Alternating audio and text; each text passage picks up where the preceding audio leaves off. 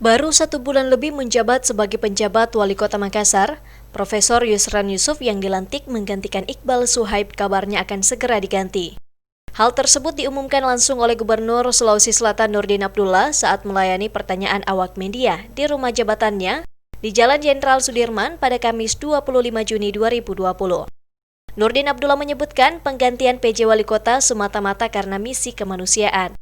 Yusran Yusuf yang saat ini menjabat sebagai PJ Wali Kota dianggap tidak pernah berkoordinasi dan berkomunikasi terkait dengan penanganan COVID-19 dengan Pemprov Sulsel. Langkah tersebut diambil sebelum menjadikan Makassar epicentrum COVID-19 yang lebih besar lagi. Saya udah bilang, selesaikan COVID.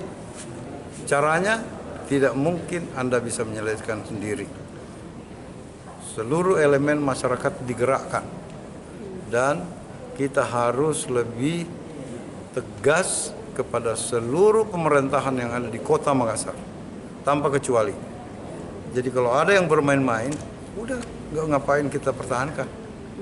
Ya, ini coba bayangin, amanah dari rakyat. Kita harus melindungi masyarakat kita.